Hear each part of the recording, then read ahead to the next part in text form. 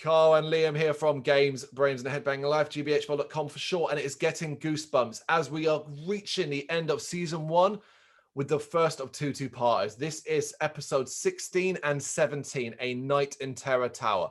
Probably the Goosebumps episode, the Goosebumps story of the TV show that I'm most familiar with. Because, correct me if I'm wrong, we owned this, or one of us owned this on VHS back in the day. Yeah, I think I mentioned earlier on that we believe we had some kind of box set of Goosebumps episodes, and this was one that I do recall being played quite a lot. I vividly remember this episode really well. Yeah.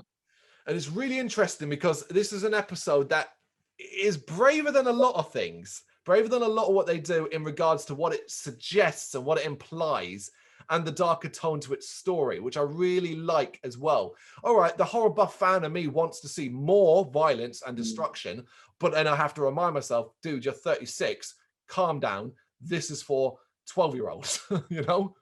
Exactly, and I think this pushes it probably as close as it can go in terms of like these kids episodes. And one of the reasons why it does actually stick with me is because I think I recall as a child, this is quite in places this episode did scare me. So yeah, I can buy it. I'll delve into like parts of why that was, but yeah. Yeah, absolutely. Let's dive into it then. This is a William Fruet episode, probably the director who's done the most in season 1. So he's doing this stuff here. And we begin in medieval times as we see guards dragging people to cells and torturing them. It's dark. It's got quite the noises the prisoners are making. I think this is quite an uncomfortable opening. We then cut to London because this is an episode that's set in our capital, London, where a tour of Terror Tower is being shown on a TV for a group of tourists. And 2 kids, Sue, played by Catherine Short, who has been in stuff, I just couldn't remember what, because I recognize her face. I meant to check beforehand, but I forgot. And Eddie, played by Corey Sevier, and they both really want to go on the tour to Terror Tower, basically. Yeah, that's the introduction. When in London, see Terror Tower. A nice place to visit, but you wouldn't want to stay too long. I'd like to see the tower, where they lock people up and torture them. Yeah, that sounds like fun. But I'll bet you anything, we're gonna go to another boring museum. Actually, after watching the episode, I looked up both the actors because I do feel like I recognize her, but surprisingly, she pretty much retired from acting after this episode. Oh. And actually, the guy that plays Eddie, he's still acting today, and he has had quite a long career. Oh, fantastic. That's incredible. Oh. Yeah. The kids are ushered onto their tour bus after Eddie shows off his pickpocketing skill. So they drop it in. Eddie kind of helps himself to Sue's film and says the fastest hands in all Britannia, or fastest hands in the West. Sorry, fastest hands in the West, because fastest hands, that comes up later on. I've said the wrong line. That's the one at the fucking end. That's right at the very end. Yeah. And it turns out they go into Terror Tower. And we do get an explanation of where their parents apparently are. Some business conference. They've gone to London. The parents are going to be working at a business conference, and the kids, bored, were basically farmed off to this tour guide to do a tour of London, different events and museums and stuff like that. It's so plausible. It's so fucking believable that I was like, okay, because as well, they're not kids. Sue is at least 15, I reckon. Eddie's maybe 13.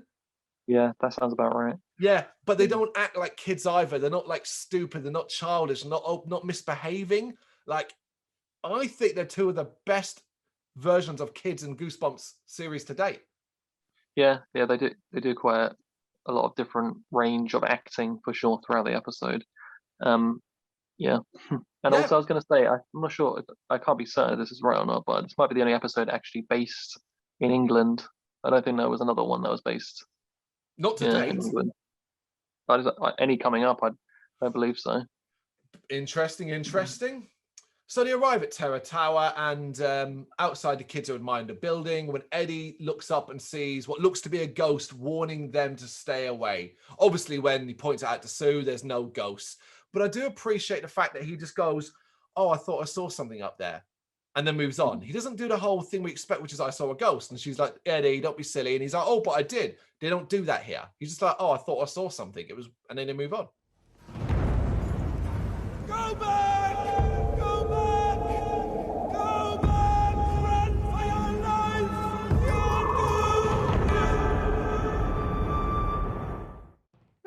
Yep. They catch up with the rest of the tour and start to hear the history from their guide. The guide, by the way, is Mr. Starks, played by Peter Messerlin. And in particular, they hear about its past as a prison. They make their way to the top of the tower, where Mr. Starks plays an excellent fucking prank. I laughed. This prank is so good. It's so good, but it's the kind of thing you would definitely expect them to play if you went on one of these types of tours. But yeah, it's well done, and especially for children, you wouldn't see it coming, would you? Type thing. Yeah, we should note that the other tour group the tourist they're with, is a hodgepodge of stereotypes. Yeah. Yes. So the prank. Go on. Any other episode also having like this many extras that partake in it. It just felt like generally that I can't think of an episode of Goosebumps that had a budget this high, because they go to so many different locations, and I can't be for sure, but it looks like they really do film maybe in England, unless they use stock footage for certain locations. But if they did, for example, the locations they use for both parts must have been quite a lot to use them. You know, the Terror Tower itself, like the sets and stuff, it looks really good. I don't know if it's a legit tour. Maybe it is. No idea. Well, I was puzzling over this because I was waiting to see some proper outside shots, because my presumption was Tower of London. Yeah, but I don't think it is. Yeah, I think a lot of the stuff they show of the city of London and stuff is probably the stock footage, because it's very generic stuff.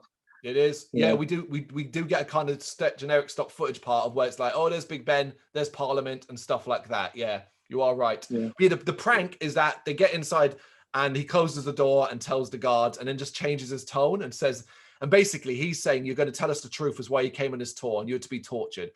And his demeanor changes so rapidly that it made me laugh. Like I said, I enjoyed it. You will be imprisoned in the North Tower. There, you will be tortured until you tell us the real reason you chose to come here. Tortured? Did he say tortured? Take them away. Yeah, he's great in this episode. The guy that plays him, I really enjoyed his performance. Yeah, I agree. They continue upwards to the torture chamber, but Eddie is kind of getting a bit uncomfortable about things. In the chamber, the wax figures are used to depict the torture victims, and Mr. Starks explains the experience of the rack. I really like how they filmed this. And they really give it a very dark feel with a kind of musical tone as well. Yeah. And the wax figures are quite believable. Yeah, and the sound effects and things like that are really, I mentioned beforehand how this creeped me out as a child, and this sort of stuff is one of the reasons why, because I think it's a lot of the episodes that we've done before, they're all based on like some silly stuff and they're often supernatural.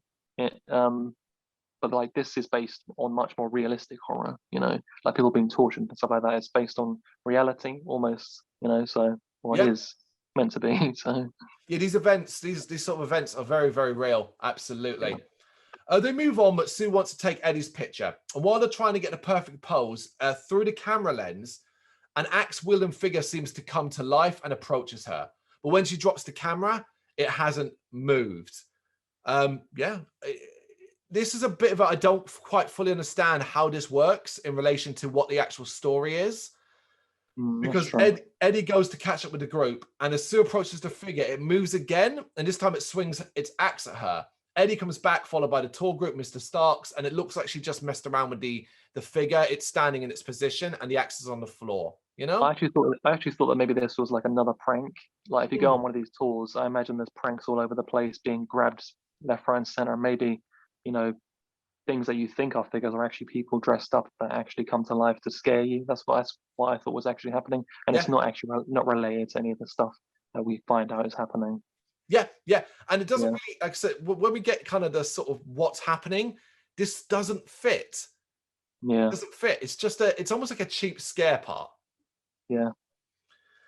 They all move on, and to prove to Sue that she has nothing to worry about, Eddie pulls the hat down on an imposing sort of wax figure that's standing by a door.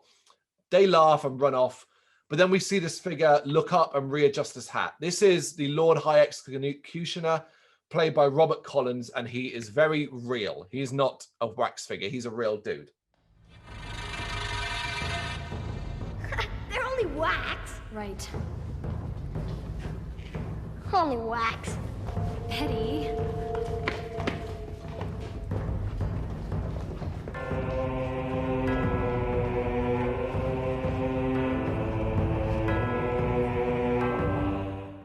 Why? Mhm. At the top of the tower, finally, Mr. Starks recants the tale of the political prisoners that were captured here. In particular, 2 children, the Prince and Princess of York. Yeah, it's educational. Cool. Yeah. Sue and Eddie notice an etching on the wall that says, "Long live freedom," and then they see a ghostly hand doing it. A storm then kicks up outside, and we see a ghost begging for help. The kids are obviously confused as the storm outside dissipates. They turn around to find everyone has gone. And I'm enjoying this at this point. I'm following along thinking, yeah, I don't really get what's going on. I'm intrigued to see what's going to happen. Yep, for sure. As they go to leave, the Lord High Executioner arrives and they think he works for the tour. As Eddie tries to leave, he grabs him, threatens him, and tells him to follow before starting to do some sort of weird magic with a couple of rocks he pulls out of his pocket, you know? Mm-hmm. Realizing that this is odd and this guy isn't necessarily part of the tour, they use this opportunity to get past him and head downstairs, but end up at a locked door. They get it open and end up in another part of the prison with wax models and fake bodies. So it's just another part of what would have been part of the tour. The Lord High Executioner arrives and demands to know what he wants, but he just keeps saying that they know what he is after and why. I did kind of get annoyed by the fact that he just keeps going, you know why? You know why? It's like, but they clearly don't. Just tell them. What do you want? You know. Why are you chasing us? You know why. Yeah, and later on, obviously, we find out why they're in the situation that they are. So you'd think because he also traveled, kind of thing, that he maybe would be aware of why they don't know what he wants them to know. That is maybe. true. That is true. Mm-hmm. Again, though, they're able to fight him off and escape into the sewers with him in hot pursuit. They see light ahead, but Sue drops the camera, isn't unable to get it.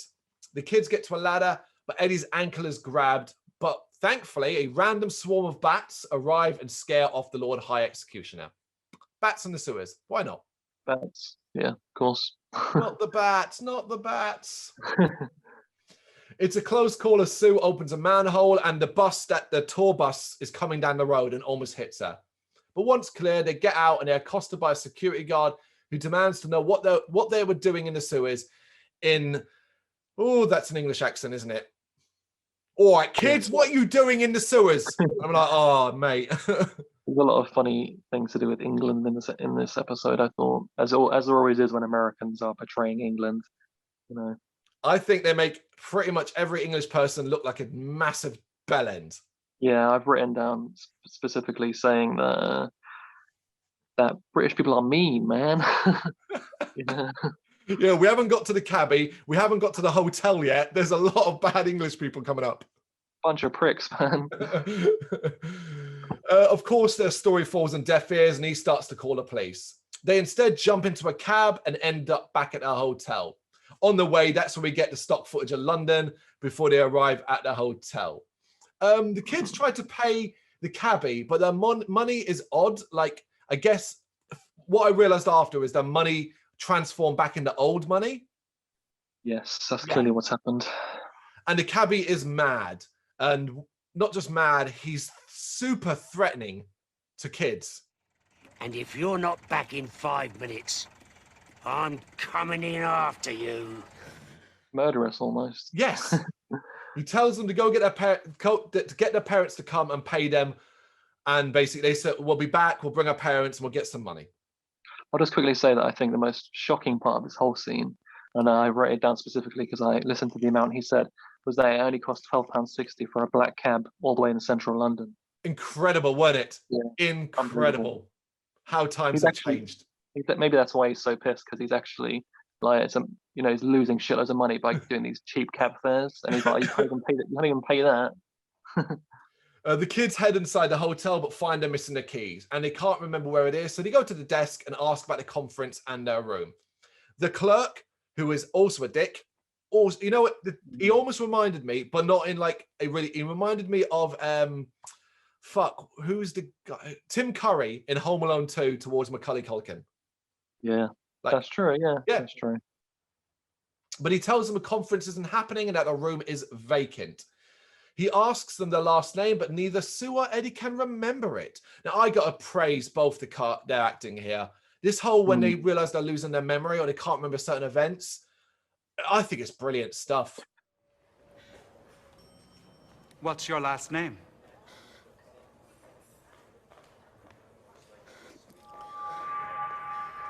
Your last name?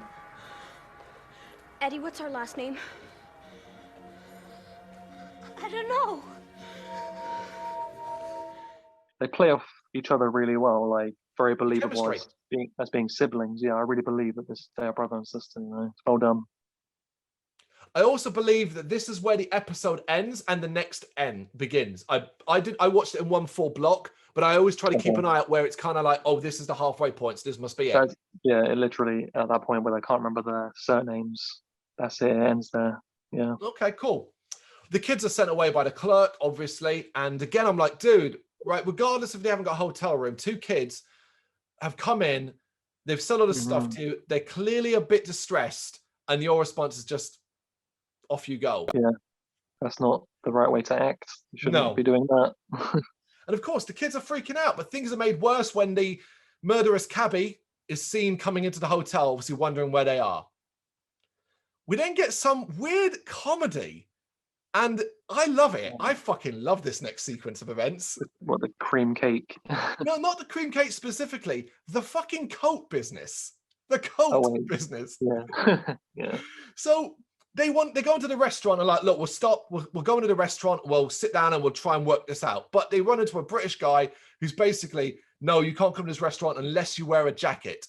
And then he's like, I haven't got a jacket and stuff. And he's like, oh, we'll give you one. And they give him this massive oversized jacket and he looks stupid in it. Yeah. And then they're seated and the waiter comes over and he's being obnoxious as well about the menu. And they just give us all of that. And like, it's just, they're trying to do the whole proper restaurant-y British behavior amongst two kids who are clearly distressed. It's just so silly. Jacket? I'm sorry, my brother doesn't have a jacket. Most odd. A jacket for the young gentleman. Could you seat us somewhere in the back? I wouldn't dream of seating you anywhere else. It's just another example of the cluelessness and carelessness of adults in Goosebumps. They just don't listen, or I think that's just a running theme throughout, is the whole adults don't listen to kids and don't pay attention to them type of thing. And yeah, they're so involved in themselves, you know. It's almost like every Goosebumps episode comes with this tagline: kids should be seen, not heard. Definitely. Yeah.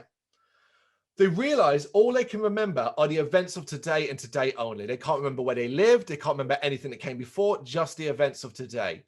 And again, I'm so invested. I'm like, because I remembered a lot of this episode, but I couldn't quite remember the whys of what was happening, if that made sense. Yeah, and as I mentioned at the beginning, just being a child watching this, the idea of being in that scenario where you're lost in like a strange foreign city, you can't find your parents, you can't even remember who they are, you can't remember who you are, and you've got this weird cab guy coming after you and everything else that's happening. Like that, just as a child, that's quite a freaky scenario to be in, to imagine being in, you know. Yeah, I agree. As Sue looks around the room, she sees a woman sort of transform into a peasant woman gnawing at a bone. Mm-hmm. It does it, and it's one of those cool filming things where they get it really up close and she's gnawing a bone, so it's got that kind of gross look about it as well. Yeah. Sue, what's the matter? I don't know. I feel strange. The cabbie then sees them and causes panic, and the kids kind of run. This is where the cream bun thing happens, where it's just a bit of silliness, where a sort of posh British woman gets a cream bun to the face and is all upset about it. Trying to add some lightness to the seriousness of Yeah, what's going on? Yeah, because from this point onwards, I'd argue that this episode just goes dark all the way forward. Yeah, maybe that's what I was going to say. And again, I mentioned this before, but the second part of this episode was I don't remember it being shown. Like if it was on TV, you always see the first part. Maybe it's because the second part was darker. They decided to not show it. Maybe. Interesting. Very possible. They escape into the kitchen. They relax, but the Lord High Executioner arrives and demands Eddie give something back. And it turns out that Eddie had pocketed one of the weirdo's stones. I did momentarily go, how did he follow them here? They jumped into a cab. That's a good point. Yeah, I mean, how did he even know they were there? Or from the sewer when he was getting attacked by bats to there. Yeah. He starts to do his magic, but Eddie's got angry and had enough and attacks him. A bright light comes out and blinds Sue, and she wakes up in a torchlit chamber completely alone. So something has happened. We will go now. That's not what I said! Lovero. Stop that! No! No!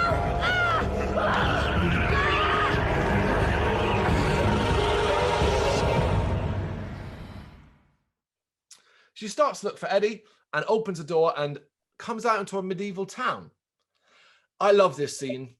I love a fish out of water scene. And she doesn't know where she is. And she's trying to talk to these peasant children who are fascinated by her. No one is willing to help. An old woman tells her that she smells evil. Like it's again, that situation of just completely fish out of water. You have no clue, no idea of what is going on. Yeah, I think they do a really great job of just making you imagine what it'd be like to be in that situation. Just the way the actors react, and just the sets all look really cool. I thought, and it gives the whole thing a feel of authenticity. You feel like you've traveled back to that period of time. Just the way the actors look, like the little kids, they're all dirty. Everyone's all dirty and stuff like that. It looks good. It is good. And as you said at the very start, there's a ton of fucking extras in this scene alone. This is a very busy little village area. Lots of effort went into it, clearly.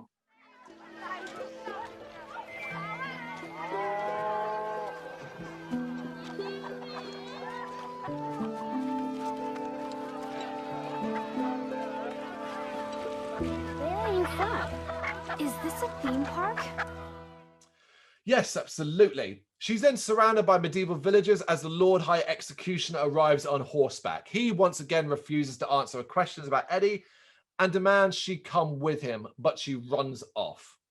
She runs into a beggar woman and pays her because the money she's got works, and the woman even acknowledges what it is. And she puts in a basket. This woman then immediately gives her up. I was like, good God, that's cold. She's living in poverty, man. I don't know. Yeah.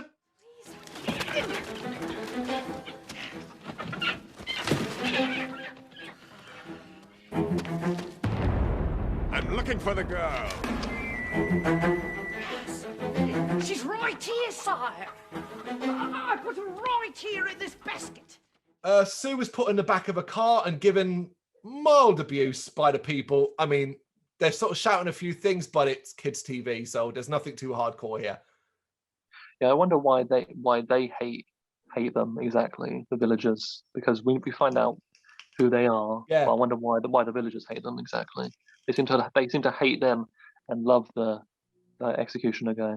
And I presumed it's because he was there, and like, you know, you're gonna suck up to the lords while they're there, innit? You know, you whisper bad words about them behind their back.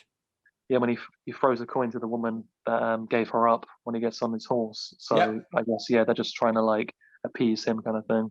Absolutely. But part of me was desperate when Sue was in the back of the cart for it to go all Braveheart. You know, at the end where William Wallace is being led through the crowd and they're spitting and kicking him and stuff like that. Or have you seen Last of the Mohicans? Many years ago. Yeah, so the part where Daniel Day-Lewis's character walks into the other Indian territory with the peace thing, and they're running up to him and attacking him to try and get him to fight back, because obviously if he fights back, then they'll be able to kill him. Like that's what I want to see happen to Sue. Unlikely. Yeah. But she's taken to the tower, and it's there she's reunited with Eddie. They're to be taken to the top of the tower where they are locked up.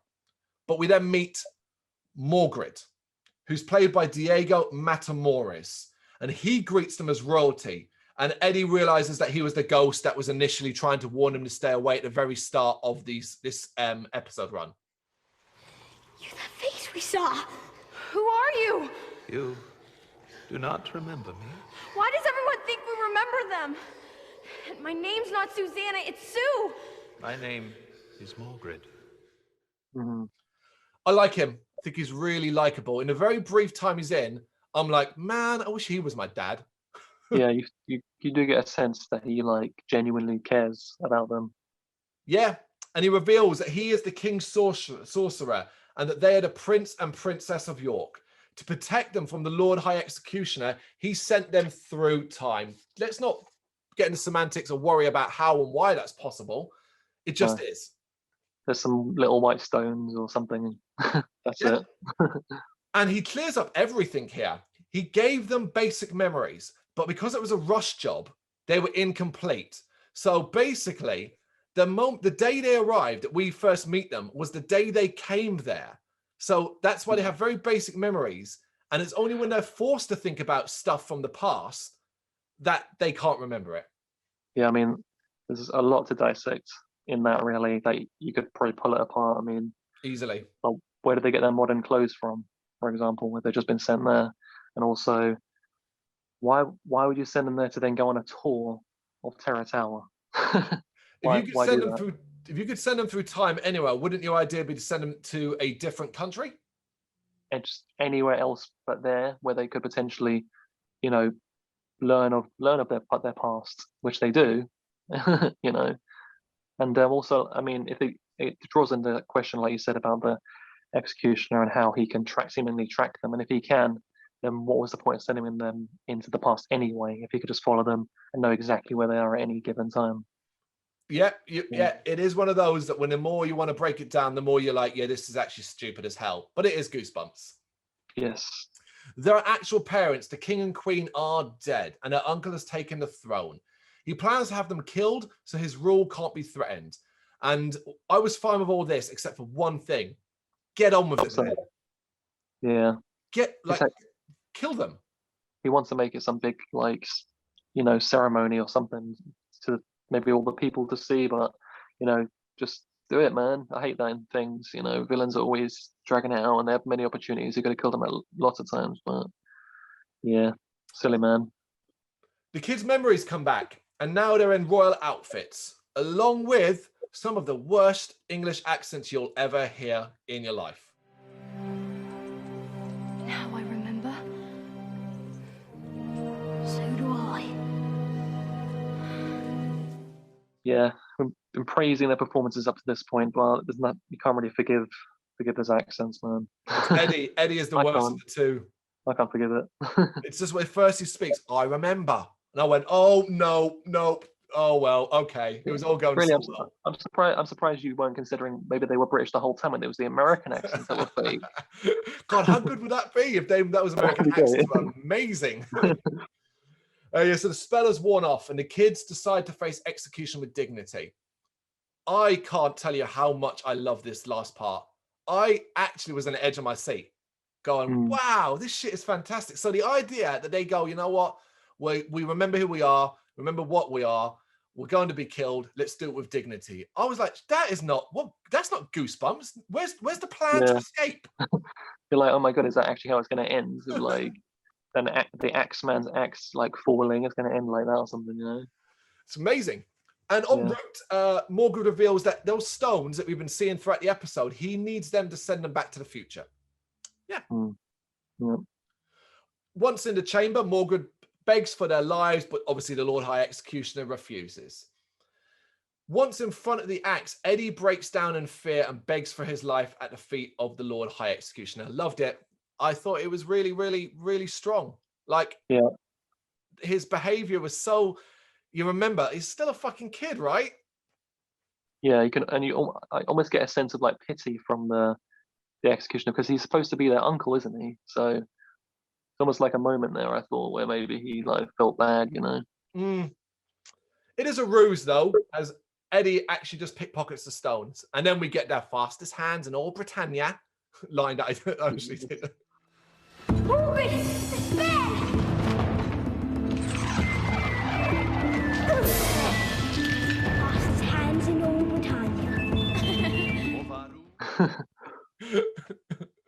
good. I just really like the kid, so I don't want to be too hard on him. I really like him in this, so I don't want to be too hard on him. And you know, that little cheeky scamp kind of thing, because he only used that bit of dialogue twice, at the beginning and at the end.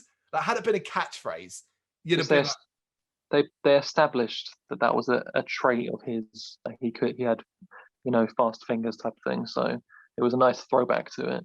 And like we've said throughout, they do quite a range of things. These two children, these actors, you know.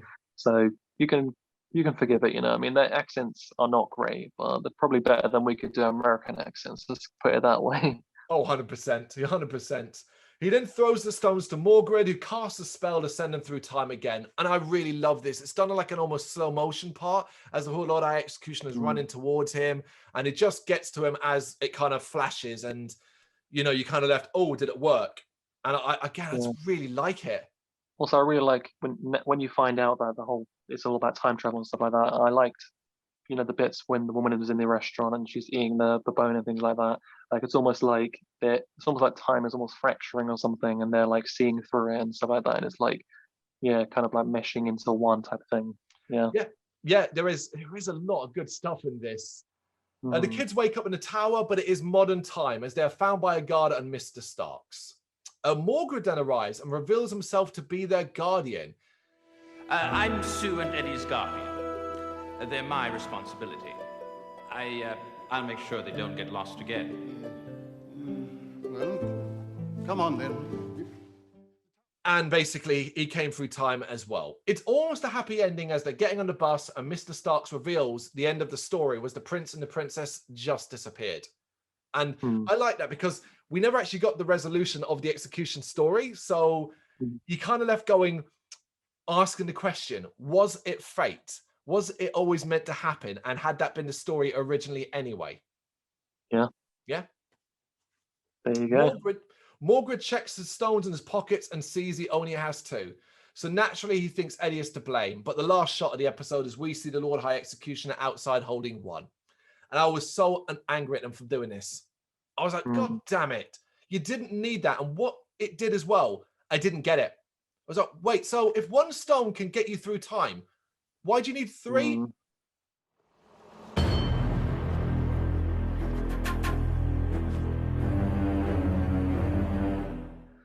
Yeah, because unless he traveled through with them somehow. That's the only thing I got to, because he does grab Morgred's hand as the thing happens. So let's presume that happens and 1 stone just fell in the modern times. He can't go back then, can he? No, he's stuck there.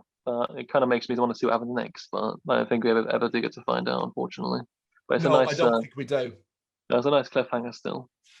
It is. But it's like all Goosebumps episodes, books and stories have to have this final negative thing. I felt like this was an episode that didn't need it. Yeah, because of everything they went through and because of the darkness that, you know, is within the episode. Maybe they could have just had that bit of lightness at the end and like a happy ending for once, rather than having like oh, I wonder what happened next, because you're never going to find out anyway, so might as well not bother. Agreed. But I like I said, I remembered this episode before I even started watching it, and I thought I would hate it because I remember the concept and going, well, it's not really that scary, it's not really that interesting, it's not really that Goosebumps to be a degree compared to what we've had. Imaginative. No. I think it's one of the best that I've seen of this series, full stop. Yeah, I just think that the effort that went into crafting it and putting it together, that makes it one of the strongest ones. And but you know, unpredictability, you know, from beginning, you would just never see the events that happen, and they're not like too ridiculous, you know, and it's told well. Like we mentioned in the previous episode, how certain episodes just are too short, they don't get a chance to really flesh out the characters in the story, and this one being 2 parts, it gets the opportunity, and I think it was a really good job. Agreed. I think that's massively important. This is 2 episodes, episodes that work really, that doesn't feel bloated, but also doesn't feel dragged out. And it's interesting what you say about a twist that does, compare it to Welcome to Camp Nightmare, with that crazy ass twist that you put it brilliantly in the video at the time, which is, it's not a good twist because there's no way in hell you could ever see it coming. Yeah. But this is similar. I think this is a great twist because it's something you can go, oh yeah, you know what? That works. I like that. Yeah, and also I think it works on repeat viewings as well, because it's quite interesting to sit through it and watch the way things play out, knowing beforehand what is going on. It kind of makes the way they react to things and things they see, like, you notice things a little bit more. Yeah. Yeah, we're massively positive in this one. If you agree, let us know in the comments. Thank you very much for watching. You can check us out on gbhbl.com, as well as on Facebook, Instagram, Twitter and Tumblr. Go to Patreon and help us out over there. That's patreon.com/gbhbl, as well as Big Cartel, where you can find some of our merchandise. We have a podcast running on SoundCloud and Apple Podcasts. And of course, if you like this video, do us a favour, hit the subscribe button and help the channel grow.